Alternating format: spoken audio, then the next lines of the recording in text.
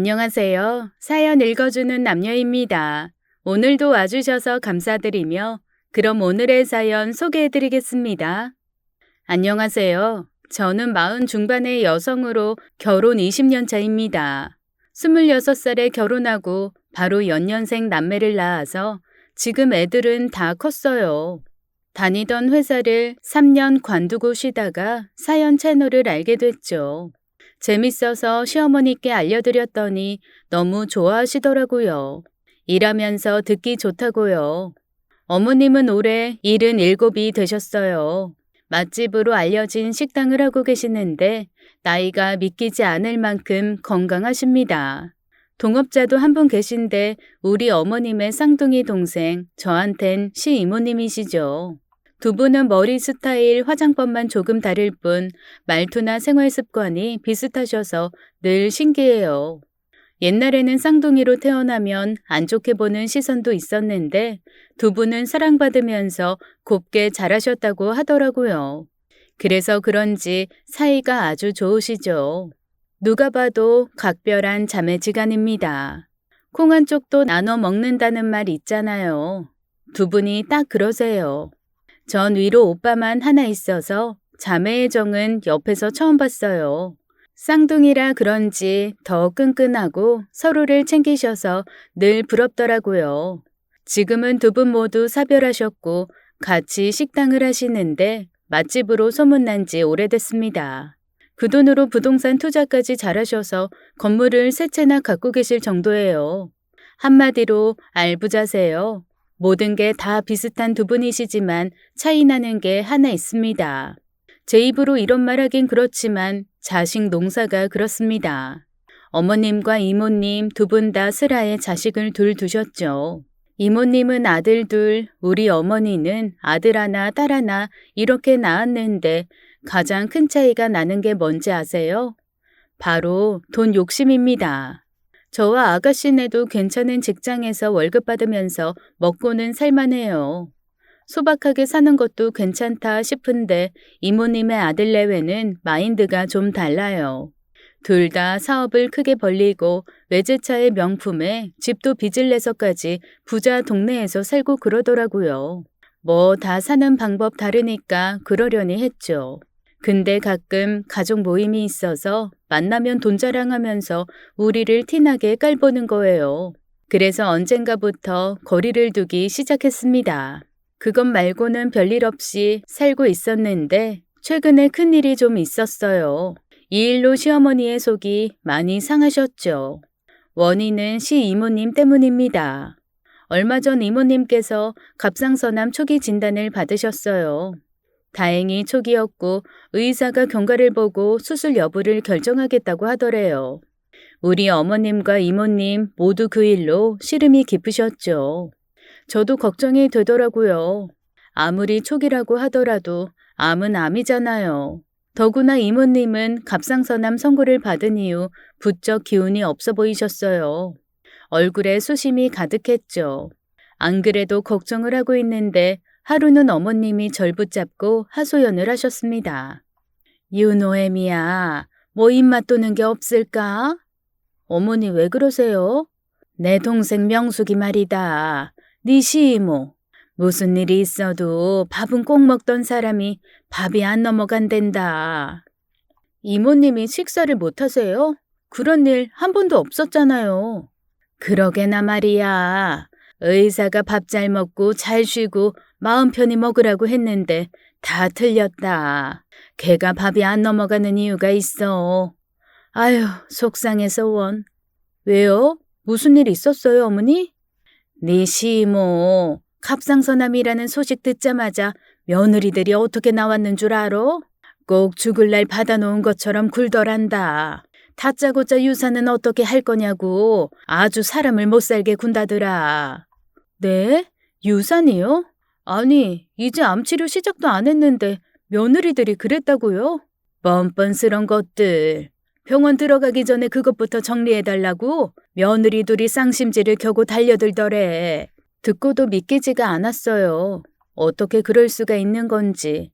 이모님이 암 진단을 받자마자 며느리들이 유산을 정리해달라고 나섰다는 게 제 상식으론 이해가 안 갔죠. 아들들도 가만히 있더래요. 이모님은 그런 아들 며느리 모습 보면서 속이 말할 수 없이 상했고요. 저는 그 얘기를 남편에게 했습니다.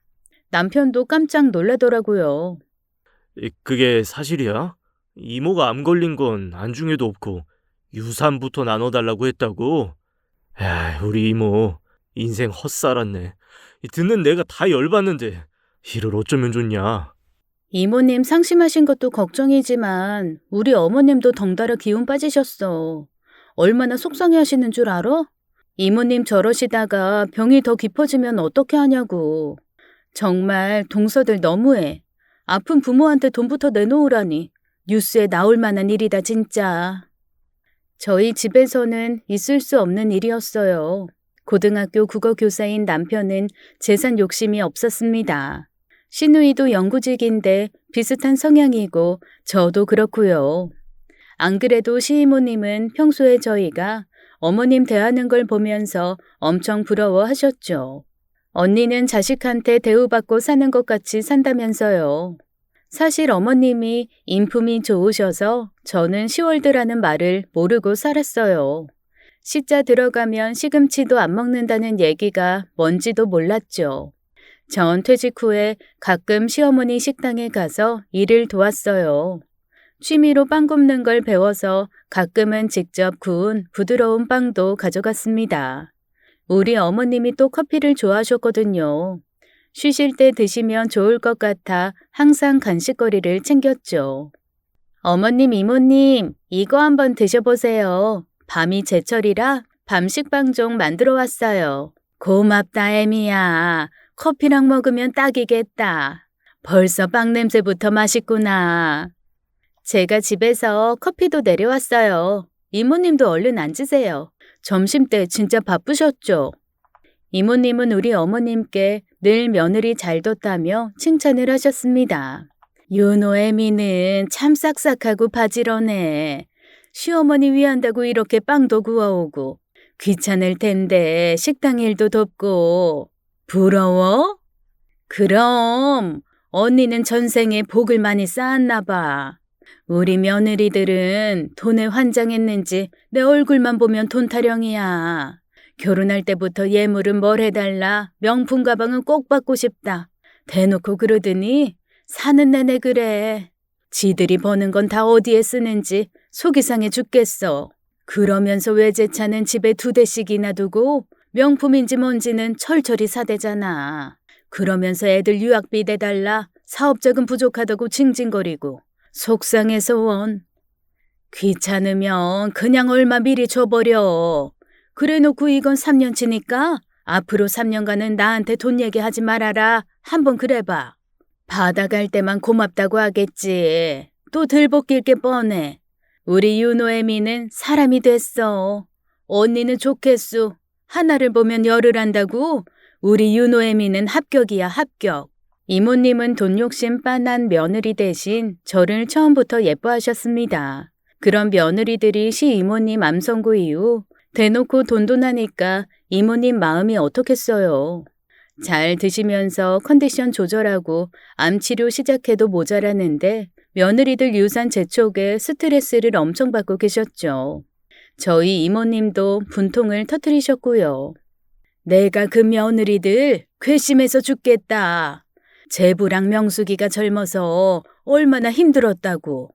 둘이 사업 실패로 비참하게 도망다니던 거 생각하면 지금도 눈물이 나.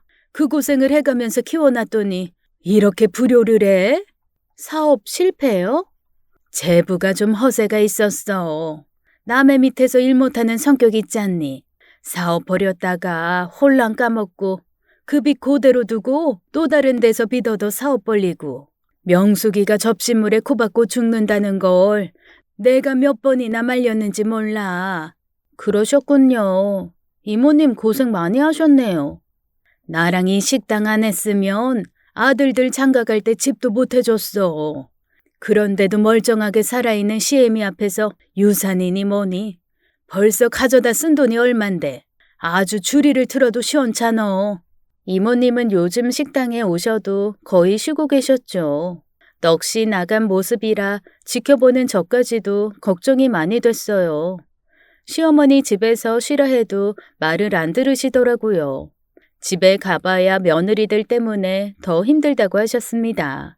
툭하면 며느리들이 찾아와서 아양을 떠는데 그게 다 재산 때문이라는 게 너무 보여서 마주치기 싫더라고요.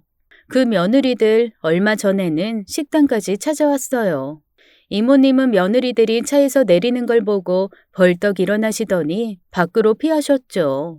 식당에 들어온 동서들은 어머니랑 저를 보고도 인사 하나 제대로 안 하더라고요. 오로지 시이모님만 눈에 불을 켜고 찾았습니다. 어머니, 저희 왔어요. 어디 계세요? 왔어? 사람을 봤으면 인사는 제대로 좀 해. 모르는 사이도 아니고. 우리 어머니도 계시잖아. 예, 안녕하세요. 우리 어머니 좀 불러주세요. 큰 동서는 저와 어머님한테 고개만 까딱하고는 식당을 돌아다니면서 이모님을 찾았죠. 작은 동서도 마찬가지였어요. 위아래도 없고 너무 무례해서 열불이 나더라고요. 곁에서 보다 못한 시어머니가 한마디 던지셨죠. 너희 시어머니 몸 안 좋다고 근처 병원에 갔다. 링겔 맞으러 갔어. 너희랑 아무 얘기도 하기 싫을 거다. 가게 일 도우러 온 거 아니면 가. 어느 병원 가셨어요? 저희가 가볼게요. 됐다. 다 귀찮다고 나도 따라오지 말랬어. 쉬고 싶다는 사람 그냥 놔둬. 글쎄 그랬더니 작은 며느리가 우리 어머님 말씀은 들은 척도 안 하고 식당에서 오래 일한 여사님을 붙들고 물어보는 거였어요. 이모님 병원 어디냐고요? 보다 못해 제가 나섰죠. 동서, 엄연히 여기도 영업하는 곳인데 다짜고짜 이러면 되겠어? 정말 너무하는 거 아니야? 일단 따라 나와. 장사 방해되니까 나오라고. 동서들은 제가 이모님이 계신 병원을 알려줄 줄 알았는지 얼른 따라 나왔죠. 그러나 전 애초에 알려줄 생각이 없었어요. 얘기 좀 하자고 근처 카페로 데려갔더니 둘이 막 눈짓을 주고받고 입술을 삐죽거리더라고요. 저는 동서들을 앞에 놓고 할 말을 했습니다. 아니, 막말로 이모님 멀쩡히 살아계시는데 왜 벌써 돌아가신 것처럼 이래? 내가 민망해서 못 봐주겠어. 형님이 무슨 상관이에요. 이거 우리 집안 문제예요. 내가 상관 안 하게 생겼어? 동서들 자꾸 유산 문제로 이모님 못 살게 구니까 스트레스로 일을 못 하시고 이모님이 힘들어 하시잖아. 그 바람에 우리 어머님도 걱정이 얼마나 많은 줄 알아? 한 사람이 두 몫을 하고 있다고. 나까지 나와 있는 거 보면 몰라? 형님, 겨우 일 좀 더 하게 생겼다고 우리한테 이러는 거예요? 혼자 좋은 사람인 척 다 하시더니 속이 좁으시네요. 저희가 지금 얼마나 골치가 아픈 줄 아세요? 모르시면 그냥 가만히 계세요. 아니, 무슨 말을 그렇게 해? 모르면 가만히 있으라고? 동서들이 지금 하는 행동, 안 그래도 아픈 이모님 더 힘들게 하고 병 악화되게 하는 짓이라는 거 몰라? 그리고 나랑 우리 어머님이 동서들 때문에 피해가 많다고. 동서들 원래 뻔뻔한 건 알았지만 정말 심하다. 앞으로 식당에는 얼씬도 하지 마. 내가 다 혈압이 오르니까. 전 진짜 열받았죠.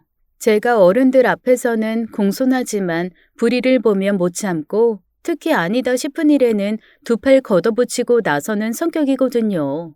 한번 뚜껑이 열리면 막 해대는 스타일입니다. 형님은 월급 받아 사셔서 몰라요. 저희는 두 집 다 자영업 하잖아요. 사업하는 사람들 얼마나 마음 졸이면서 사는지 모르시죠?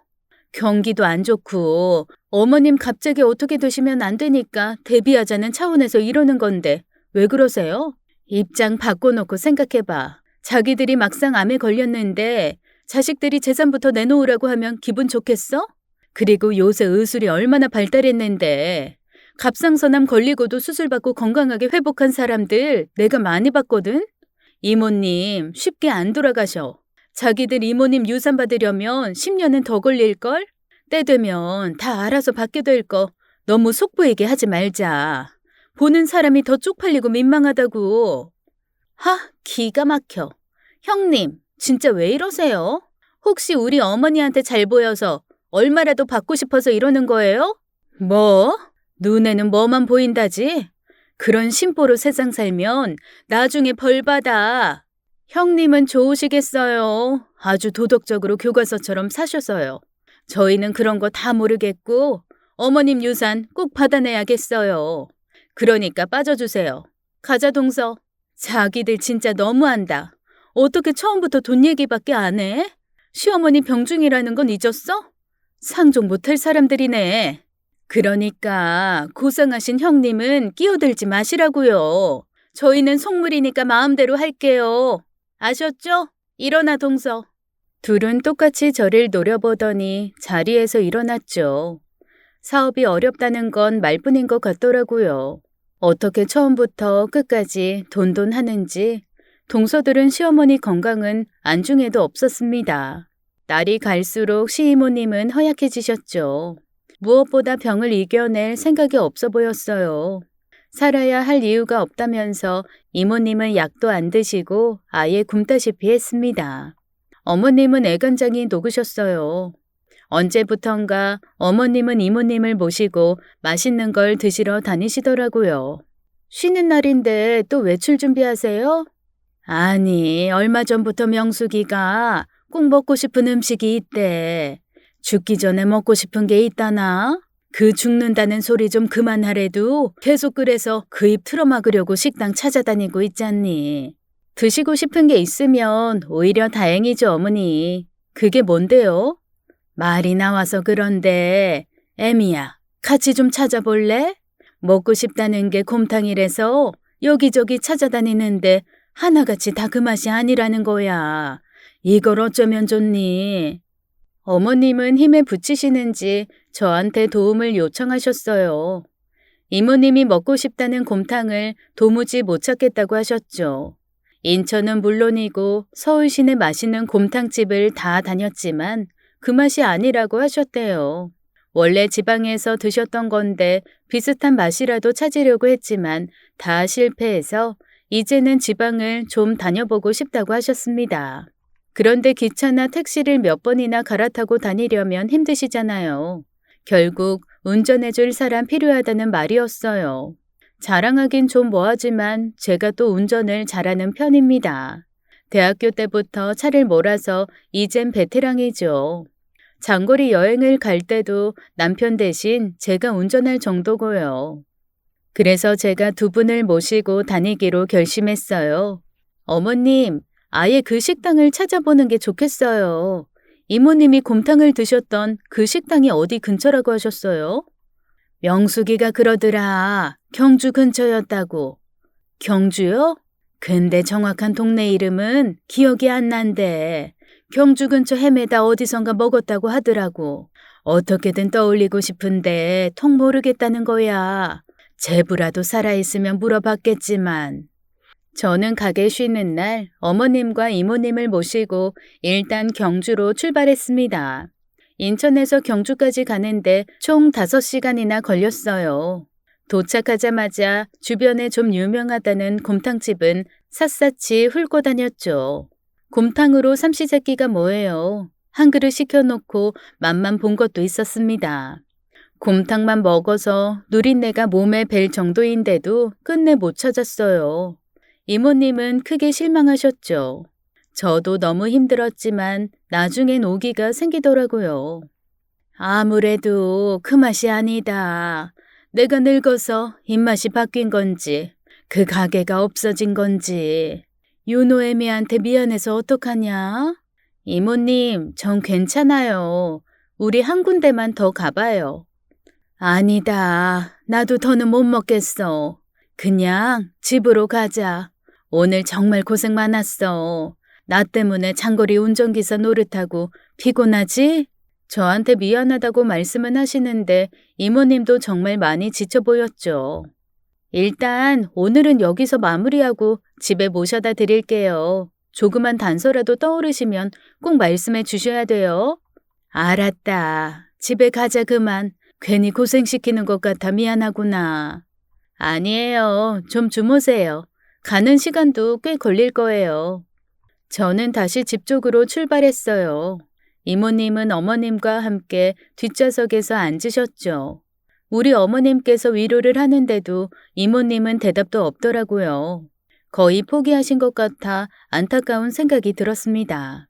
저는 두 분이 좋아하시는 트로트를 틀어놓고 운전을 하기 시작했어요. 잠깐이라도 아쉬운 마음 잊으셨으면 해서요. 그렇게 경주 근처 간포를 지나가게 되었고 문득 우리 아버지가 떠올랐어요. 전 어릴 적 간포에서 잠깐 산 적이 있었습니다. 한 2년 살았기 때문에 이정표를 보니까 기억이 나더라고요. 돌아가신 아버지는 많이 배우진 못하셨지만 생활력이 강하신 분이었습니다. 이 일 저 일 가족을 위해 닥치는 대로 일하셨어요. 간포에서도 잠시 식당을 하시다가 대구로 이사 갔던 일이 새록새록 떠올랐습니다. 백밀러로 보니까 우리 어머님은 주무시는데 이모님은 창밖을 보고 계셨어요. 이모님, 이정표에 간포라고 보이시죠? 저 여기서 어릴 때 잠깐 살았었어요. 그랬어? 그러고 보니 여기서 곰탕을 먹은 것 같기도 해. 이모님, 정말요? 그럼 안으로 좀 들어가 볼까요? 우리 한 군데만 더 가봐요. 전 간포 안으로 차를 몰아 들어갔고 핸드폰으로 곰탕집을 한 군데 찾아서 가봤습니다. 내심 기대도 했죠. 제발 찾는 곳이었으면 좋겠다 싶었어요. 그러나 이모님은 한 숟가락 드셔보더니 더 못 드셨습니다. 아무래도 그 맛이 아닌 것 같다고 하시면서 실망하시더라고요. 저와 어머님도 이루 말할 수 없이 허탈했죠. 결국 아무런 성과 없이 인천으로 돌아오게 되었습니다. 속상한 와중에 이모님의 두 며느리는 더 노골적으로 나왔어요. 자기들끼리 이모님 건물 하나를 놓고 다투지를 않나, 그걸 누구 줄 거냐고 이모님을 다그치질 않나 아주 가관이었죠. 박쥐 있죠? 여기 붙었다가 저기 붙었다가 하는. 두 며느리는 서로 한편이었다가 수틀리면 남편을 대동하고 어머님한테 와서 서로를 욕했어요. 어머니, 동서 아주 못 쓰겠어요. 평창동에 있는 그 건물 통째로 자기를 달라는 거예요. 말이 되는 얘기예요? 나중에 동서가 와서 평창동 건물 얘기 꺼내면 절대 안 된다고 해주세요. 너희 또 싸웠냐? 왜 그래? 평창동 건물이고 뭐고 난 모르겠다. 머리 아프니까 그만 가봐.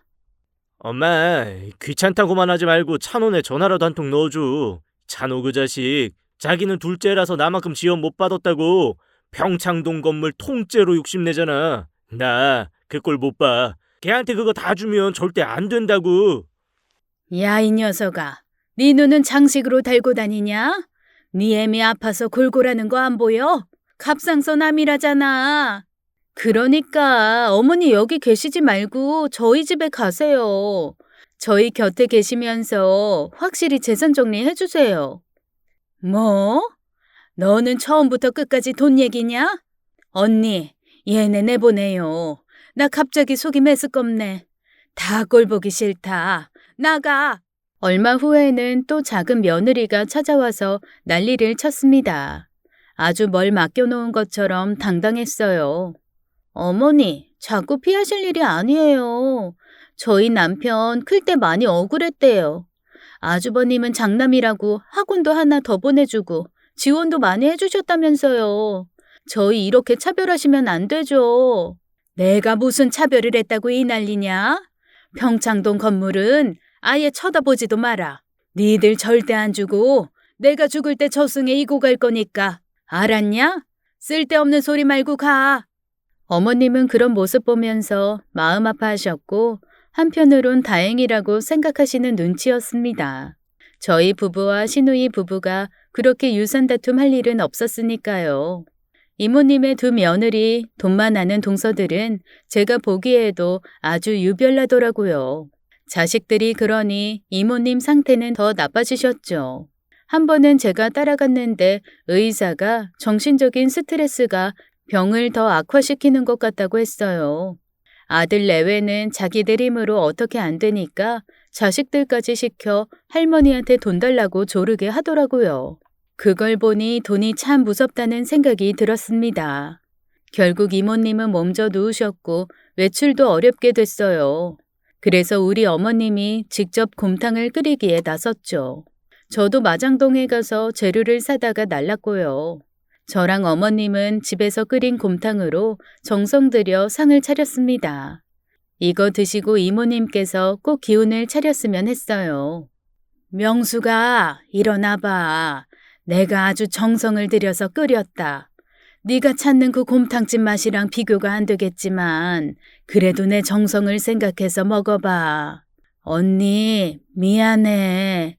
나는 꼭 거기 곰탕이 먹고 싶어. 어린애 같겠지만 이해해줘. 사업 실패하고 힘들 때 그거 먹고 힘났던 게 그렇게 생각이 나서. 너 정말 이럴 거야? 그 곰탕이 뭐라고 언니 속을 이렇게 썩여? 나까지 쓰러지는 꼴 보려고 그래? 이거 사. 어떻게든 먹고 기운을 차려야지. 못난 자식들은 지들끼리 살라고 내버려 두고 너는 제대로 치료를 받아야 할 것 아냐. 미안해 언니. 나는 영 살고 싶지가 않네. 자식 농사 망쳐놓고 내가 무슨 낙이 있어 더 살고 싶겠어. 내 얼굴만 보면 돈 달라는 것들 다 줘버리고 그냥 떠날래. 그러면 같이 가자. 한날 한시에 세상에 태어났는데 젖은 가는 것도 같이 가야지. 너 계속 이렇게 안 먹고 속썩이면 나도 곱기 끊을란다. 언니까지 왜 이래? 윤호애미 속상하게. 두 분이 부둥켜 안고 우시는데 제가 다 눈물이 나더라고요. 할 수 없이 그날 상은 치울 수밖에 없었습니다. 결국 어머님이 잔뜩 끓여두신 곰탕은 골칫덩어리가 됐죠. 저는 이제 곰탕이라면 질려버렸거든요. 이모님 모시고 다니면서 전국 팔도의 곰탕은 다 먹어봤기 때문에 저도 더는 먹기 싫었어요. 그런데 그날 저녁 주방 여사님이 어리굴젓을 내주셨고 저는 눈이 번쩍 뜨였죠. 이거라면 곰탕을 먹을 수 있을 것 같았어요. 전 어려서부터 곰탕에 어리굴젓을 넣어 먹는 버릇이 있었거든요. 좀 특이하죠? 그런데 우리 아버지가 그렇게 드시는 걸 좋아하셨습니다. 제가 그걸 배웠고요. 자영아, 곰탕에 양념장 대신 이 어리굴젓을 넣어봐. 감칠맛이 싹 돌면서 꿀떡꿀떡 잘 넘어가거든. 에이, 아빠도 누가 곰탕에 어리굴젓을 넣어 먹어. 난 한 번도 못 봤어. 그렇게 먹는 사람. 곰탕집 사장님이 그것도 몰라? 아빠가 곰탕집 사장이니까 이렇게도 먹어보고 저렇게도 먹어보는 거지. 아빠 믿고 딱 한 번만 먹어봐. 아이, 먹어보고나 말해. 근데 아빠, 어리굴젓을 곰탕에 타니까 국물 색깔이 좀 이상해. 보기엔 그래도 맛은 끝내줘. 아빠 말이 맞는지 안 맞는지 먹어봐. 진짜 맛있네. 나 곰탕은 앞으로 이렇게 해서 먹을래. 최고야, 아빠. 커서도 이렇게 먹는 사람은 한 명도 못 봤지만 상관없었죠. 저한텐 아버지가 떠오르는 추억의 맛이었거든요. 전 곰탕을 뜨끈하게 끓여서 어리굴젓으로 상을 차렸습니다. 이렇게 먹으면 한 그릇쯤은 뚝딱 먹을 수 있었어요. 신나서 곰탕에 어리굴젓을 넣고 한 입 먹으려는데 이모님이 갑자기 저를 부르시더라고요. 윤호애미야, 너 뭘 먹는 거냐? 잠깐 좀 있어봐라. 네? 왜요, 이모님? 지금 먹는 거, 이건 어디서 났니? 이거 어머님이 이모님 드리려고 끓였던 곰탕인데요. 그거 내가 한번 맛 좀 보고 싶은데 이리 줘볼래? 네? 아, 네, 드셔보세요. 근데 곰탕 국물 색깔이 좀 이상한데 괜찮으세요? 이모님은 망설이지도 않고 어리굴젓을 넣은 이상한 국물색의 곰탕을 허겁지겁 맛보셨어요. 그리고 고개를 들어 절 보시는데 얼굴이 눈물 범벅이 되어 있었죠. 깜짝 놀란 전 물었어요. 왜 그러세요, 이모님? 몸이 많이 안 좋으세요? 찾았다, 찾았어. 내가 그렇게 찾아 헤매던 곰탕 맛이야, 이게. 네? 너 이렇게 먹는 거 어디서 배웠니? 얼른 말해봐. 이거 아버지한테 배웠어요. 근데 이모님, 정말 이 맛이 맞아요? 혹시 아버님께서 경주 근처에서 식당을 하셨니? 네, 그때 경주 지나면서 말씀드렸잖아요. 간포에서 2년 동안 식당 하셨다고요. 그때 곰탕도 파셨어요. 그랬구나. 난 그때 네가 거기 살았다는 줄만 알고 아버지가 식당 하셨단 말도 했단 말이냐? 네, 흘리듯이 하긴 했지만. 윤호애미야, 혹시 사진 있니? 아버지 사진 좀 보여다오. 이모님은 평소와 달리 눈을 막 빛내시면서 저를 막 재촉하셨죠. 저는 얼른 핸드폰에 저장된 아버지 사진을 보여드렸습니다. 아닌데 이분이 이렇게 마르지도 않았고 머리가 숱이 많고 까맸는데. 이 사진은 아버지 돌아가시기 전에 요양원에서 찍은 거예요. 그래? 그럼 아버지 젊었을 때 사진 좀 보여다오. 이 모습으로 모르겠구나. 꼭 좀 보고 싶어서 그래. 제가 이모님께 보여드린 사진은 아버지 머리가 백발이고 몸도 마르셔서 못 알아보시는 것 같았죠. 전 여동생한테 전화해 아버지 30년 전 사진을 부탁했어요. 한창 때 우리 아버지 체격은 남다르게 좋으셨습니다. 장사 소리 들을 정도로 건장한 타입이셨는데 병원으로 고생하셔서 살이 많이 빠지셨죠. 한 10분 뒤 여동생이 앨범에서 아버지 사진을 찾아 보내왔어요. 아버지의 젊은 시절 사진을 본 이모님이 깜짝 놀라셨습니다. 그리곤 제 손을 붙잡고 흐느껴 우셨죠. 맞아, 이분이야. 정확히 기억이 나. 내가 이분이 끓여준 곰탕을 먹었어. 이게 무슨 소리야? 명숙이 네가 돌아가신 사돈어른이 하시던 식당에서 그 곰탕을 먹었단 말이냐? 맞아, 언니. 나 이분 아니면 지금 이 세상에 없을지도 몰라. 아이고, 답답해. 무슨 일이 있었던 거야? 얼른 말해봐. 겨우 진정하신 이모님께서 해준 이야기는 충격적이었어요. 30 중반에 남편 사업이 완전히 망했어. 빚쟁이들한테 시달리다 지쳐서 우리 애들 네 시어머니에게 맡기고 도망쳤지. 생판 모르는 데 가서 하루도 살고 3일도 살고 여관방 전전하며 살다 보니까 비참하고 더 살 기운도 없었다. 그래서 끝내는 이모부랑 나쁜 마음을 먹었지. 차가운 바닷속에 빠져버리자고. 이모님, 얼마나 힘드셨으면 그런 생각을 다 하셨어요. 이모님 얘기를 듣는 저도 코끝이 시큰해졌습니다. 어머니는 아까부터 울고 계셨어요. 그 시절이 기억난다는 듯 고개를 끄덕이셨죠. 살아날 구멍이 안 보였지. 그래서 무작정 가까운 바닷가로 갔는데 그게 경주 근처 간포였던 모양이야. 애들 아빠가 먼저 앞서고 내가 그 뒤를 따라가는데 어떤 덩치 좋은 남자가 막 소리를 지르면서 우리한테 달려왔어. 당장 멈춰 서라면서 나 좀 보자고 고래고래 소리를 지르는 거야. 도망칠 새도 없이 붙잡혔지. 설마 그분이... 맞아. 그분이 우리 부부를 붙잡고 막 화를 내는 거야. 뭐 하는 거냐고. 바닷가 사람들은 뒷모습만 봐도 안다고. 젊은 사람들이 뭐 하는 짓이냐 엄청 혼을 내고는 근처 자기 식당으로 우릴 거의 끌고 갔어. 이모님 얘기를 듣는데 아버지의 모습이 떠올랐어요. 어렸을 때 간포 살던 때가 생생하게 기억나더라고요. 바닷가는 겨울바람이 유독 매서웠습니다. 그때 뜨끈한 곰탕 한 그릇을 주셨어.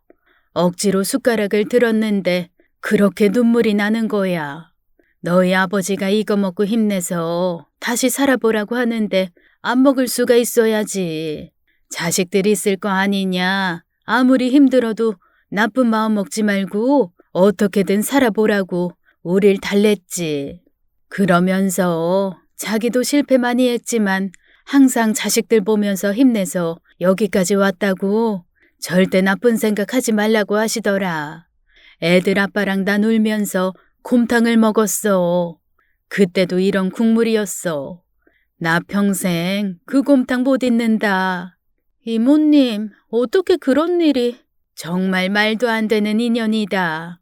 사돈 어르신이 그분이었다니 꼭 한번 찾아보고 싶었는데 사느라 바빠 여태껏 미루다가 끝내 못 배웠구나. 우리 아버지 돌아가셨어요. 10년 전에. 아이고, 어르신. 고맙다는 말도 제대로 못했는데 내가 너무 늦었다. 이모님은 우시면서 연신 미안하다고만 하셨어요. 인연이 이렇게 가까이 있는 줄 모르고 너무 무심했다고요. 그렇게 이모님은 조금이나마 한을 푸셨습니다. 그날 밤 가만히 누워있는데 아버지가 떠올랐어요. 살아생전 아버지의 얼굴이 떠올라 전 또 한 번 눈물바람을 했죠. 10년 전 돌아가신 아버지가 너무 보고 싶었어요. 간포에서 지낼 때의 추억도 떠올랐고요. 며칠 후 전 친정에 갔습니다. 이번엔 이모님 시어머니까지 모시고 간 특별한 방문이었죠. 이모님은 친정엄마에게 연신 고개를 숙이면서 고맙다고 하셨어요. 친정아빠 덕분에 새 인생 살게 됐다고 간포 바닷가에서 있었던 일을 이야기하셨습니다. 어머나, 그분이 그럼? 네, 저희 부부를 살리셨어요. 돌아가신 사돈 어르신께서. 바깥 양반이 여러 번 이야기했죠. 전 그날 결혼식에 가느라 없었는데 남편이 장사 준비를 하다가 두 분을 봤대요. 한겨울에 바닷가로 들어가는 뒷모습이 이상해서 유심히 봤다고 하더라고요. 저희도 고생 많이 했기 때문에 남편이 그런 분들 보면 지나치질 못했죠. 그 후로도 잘 사시는지 많이 궁금해했고요. 다시 재기하셨다니 정말 다행입니다. 네, 저희 많이 혼났어요. 덕분에 정신 차리고 새 출발할 수 있었고요. 그날 먹었던 곰탕 맛을 잊지 못해서 애타게 찾았는데 인연이 이렇게 가까이 있을 줄 몰랐습니다. 이런 인연이 다 있네요. 아무쪼록 암 이겨내시고 건강하셔야 해요. 그래야 애아빠 공이 오래 가는 거죠. 그럴게요. 정말 고맙습니다. 친정엄마는 직접 만든 어리굴젓을 이모님께 싸주셨어요. 이모님은 그걸 소중하게 갖고 가셨죠. 입맛 없을 때 어리굴젓 하나만 있어도 밥이 잘 넘어간다고 엄마한테 따로 전화까지 하셨더라고요. 이후 아버지 납골당에 이모님을 모시고 갔어요. 거기서도 이모님은 한참을 우셨죠. 그날 이후 이모님은 약도 밥도 잘 드시고 건강에 무척 신경을 쓰셨습니다. 그리고 다시 활기를 찾으셨는데 며느리들 얘기가 나오면 막 화를 내셨어요. 뭐 유산을 미리 물려줘? 택도 없는 소리 한다. 나 죽고 나서는 다 소용없어. 살아있을 때 재밌게 살고 돈도 쓸 만큼 쓰고 가야지. 나 건강하게 오래 살 거야. 또 한번 내 앞에서 유산 소리 해봐. 아이고 무서워라. 진작 좀 그러지. 며느리들 피해 다니고 약도 안 먹고 사람 속 썩일 땐 언제고. 내 썩어 문드러진 속은 어떻게 할 거야? 미안해 언니. 나 수술 날짜 잡히면 그 한 달 뒤에 우리 식당 문 닫고 여행 갑시다. 내가 언니한테 시원하게 쏠게. 아주 초호화 여행을 떠나자고. 그거 좋은 생각이다. 동생님이 쏜다는데 내가 마다할 이유가 뭐가 있어? 이모님은 어리굴젓과 곰탕으로 기운을 차리셨죠. 좋아진 컨디션으로 수술도 잘 받으시고 이후 회복도 잘 하셨습니다. 그 덕에 우리 어머님도 밝아지셨고요. 수술 후 한참 뒤에 이모님은 시어머니와 함께 여행을 떠나셨어요. 두 분이 좋아하시는 제주도로 가셨는데 깍두기로 저도 끼워주셨죠. 저도 그런 호강은 처음 한 것 같아요. 유명 식당에서 신선한 회에 특급 호텔까지 이모님은 이번 여행에 돈을 아끼지 않으셨습니다. 다녀와서도 전 식당에 자주 불려가고 있어요. 어머님과 이모님은 늘 말씀하세요. 이 식당 저 아니면 물려주고 싶은 사람 없다고요. 맛집으로 이미 유명세를 탄 식당은 손님도 꾸준하고 매출이 상당한 편입니다. 애아빠 월급에 비하면 수입이 훨씬 낮죠.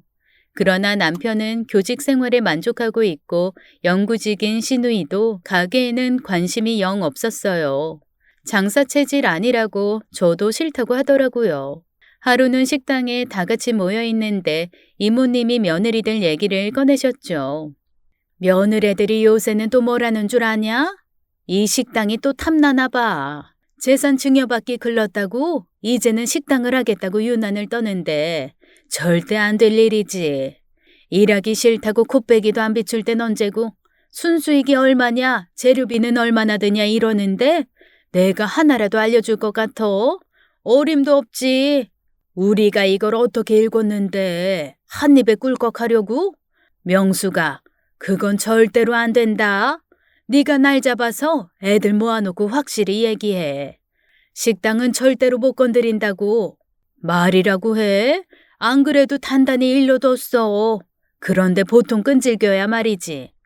동서들은 작전을 바꾼 모양이었죠. 이모님이 저를 아끼는 걸 완전히 눈치채고 저한테 문자 전화를 하고 난리였어요. 생전 안 그러더니 우리 애들을 챙기고 싶다고 하질 않나? 저녁 초대를 하고 싶다 속보이는 짓들을 하길래 전화 문자 다 차단했습니다. 또 한 가지 변화가 더 있었네요. 어머니 식당 메뉴에 새로 곰탕이 추가됐죠. 당연히 어리굴젓으로 양념장 하는 메뉴로요. 근데 사람들 반응은 그렇게 좋지 않습니다. 아무래도 익숙한 맛이 아니라서 그런가 봐요. 그래도 시이모는 좋다고 하시네요. 돈 벌 생각으로 만든 게 아니기 때문에 상관없다고 하시더라고요. 그 와중에 시이모님 며느리들은 안달이 났습니다. 이 방법 저 방법 다 안 먹히니까 심기가 아주 불편한 것 같았죠.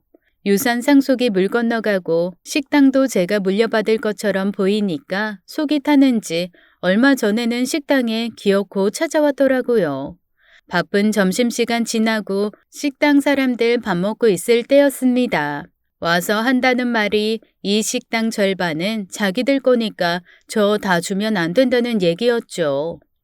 엄밀히 말하면 이 식당 절반은 우리 어머님 거잖아요. 형님이 절반 갖고 절반은 저랑 동서랑 가지면 공평하지 않아요? 너 지금 공평하다고 했냐? 너희가 공평한 게 뭔지나 알아? 어머님, 서운해요. 왜 항상 저 형님만 싸고 두세요? 진짜 며느리는 저희 둘인데요. 너희가 진짜 며느리 노릇이나 어디 한번 해봤어? 며느리 노릇 신용이라도 했어야 내 마음이 돌아서지. 진짜 공평한 건 병든 시애미한테 돈 빼갈 생각이나 한 너희한테 유산이고 뭐고 단 한 푼도 안 주는 게 공평한 거다. 내 말이 틀렸냐? 그래도 저희 이 식당 반은 주셔야 해요. 받을 권리 있다고요. 뭐라고? 너 지금 권리라고 했냐? 결국 시이모님은 폭발하셨고 식당을 달라고 우기는 며느리들에게 식은 곰탕을 뿌리셨어요. 동서들이 들고 온 값비싼 명품백 가죽 재킷, 화려한 보석에 곰탕이 뿌려지니 한바탕 난리가 났죠. 얼굴과 머리도 곰탕 국물에 푹 젖었고요. 시엠이 죽을 날만 기다리면서 유산 달라고 쫓아다니는 며느리가 세상 천지에 어디 있냐. 너희들은 글렀어. 죽어도 너희한테 유산 한 푼도 못 준다. 그리고 이 식당 처음부터 내 거 아니었다.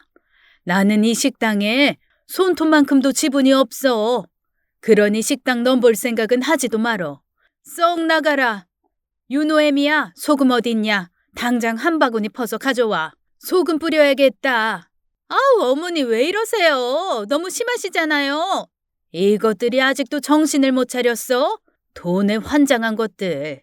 당장 나가. 다시는 여기 찾아오지도 말어. 어머님, 저희가 잘못했어요. 어떻게 하면 마음 푸시겠어요? 좀 알려주세요. 시키는 대로 다 할게요. 이제와 아쉬우니까 시키는 대로 다 하겠다? 누가 그런 사탕발림에 속을 줄 알고? 썩 여기서 나가. 이모님은 정말 며느리를 내쫓고 소금을 한 바가지나 뿌리셨어요. 저희 어머님은 그 광경을 보고 한마디도 안 하셨지만 속이 시원하신 것 같았죠. 이모님은 며느리를 내쫓은 뒤 한마디 하셨습니다. 아까운 곰탕만 버렸잖아. 저 못된 것들은 그냥 구정물에 빠뜨렸어야 했는데. 이모님의 두 며느리들은 일이 틀어진 걸 깨달았는지 작전을 또 완전히 바꿨죠. 그날 이후 이모님의 아들들과 손주들이 식당의 얼굴을 비추기 시작했어요. 그러나 이모님은 끄떡도 안 하셨습니다. 손주들한테는 밥이라도 줬지만 아들들한테는 호통을 치셨어요. 너희들도 자식들한테 나 같은 꼴 당하지 않으려면 지금부터라도 잘 키우라고요. 이번에 아프고 나서 확실히 깨달은 게 있다고 더는 돈이고 뭐고 없다고 하셨죠. 정 돈이 필요하면 생활비 통장 내역이랑 사업 어떻게 꾸려나가는지 다 보고하라고 하셨습니다. 대충 조른다고 재산 떼어주는 일은 절대로 없을 거라고 엄포를 놓으셨죠. 변호사, 법무사 다 알아보고 있다고 엄마 속일 생각 말라고요. 그런 이모님의 모습은 정말 처음이었어요. 한마디로 이모님이 자식들한테 크게 한 방 먹인 거였습니다. 그 이후 아들 며느리가 찾아와서 식당 앞에서 무릎을 꿇고 잘못했다고 여러 번을 사죄해도 이모님 마음은 돌아서지 않았어요. 이모님이 완전히 달라졌다고 남편과 시누이에게 말했지만 두 사람은 안 믿더라고요. 설마 이모님이 그렇게까지 했겠냐고요. 그런데 옆에 계신 어머님께서 조용히 한마디 하셨습니다. 지렁이도 밟으면 꿈틀하는데 명숙이가 오래 참았다. 그리고 식당 임자는 따로 있어. 이미 명숙이도 동의했고 우리 힘 빠져서 식당에서 물러나면 누가 아주 잘 운영할 거다. 하는 데까지 하다가 새 주인한테 물려줘야지. 딱 꼬집어 누구라고 얘기를 하진 않았지만 우린 다 알 수 있었죠. 아무래도 그 식당 제가 물려받게 될 것 같아요. 그런데 저 혼자 식당 운영을 잘 할 수 있을까요? 어머님은 이모님이라도 있었죠. 제가 식당을 갈 때마다 두 분은 뭐 하나라도 더 알려주시려고 하세요. 저도 열심히 배우고 있고요. 그러니 전 마음이 느긋합니다. 두 분 워낙 식당 일 좋아하시고 열정적이셔서 한참은 더 하실 것 같거든요. 얼마 전 좀 신기한 얘기를 들었어요. 사람이 태어날 때 자기만의 우물이 있다고 하더라고요. 쌍둥이는 하늘에서 내려올 때 한 우물에서 물을 나눠 마시고 태어난대요. 근데 다 똑같진 않고 누구는 더 많고 누군 더 적은 경우도 있다고 하고요. 우리 어머님과 이모님은 정확히 반씩 마신 게 아닌가 싶습니다. 사이좋은 두 분을 보면 그런 생각이 저절로 들어요. 모르는 사람은 시어머니의 시이모님까지 모시기 힘들지 않냐고 하지만 전혀요. 저는 두 분의 아낌없는 지원을 받으며 이렇게 사는 게 참 좋네요. 제 이야기는 여기까지입니다. 긴 사연 들어주셔서 감사해요. 여러분 모두 행복하세요. 오늘도 끝까지 함께 해주신 여러분 감사드리며 저희는 다음 사연으로 돌아오겠습니다. 감사합니다.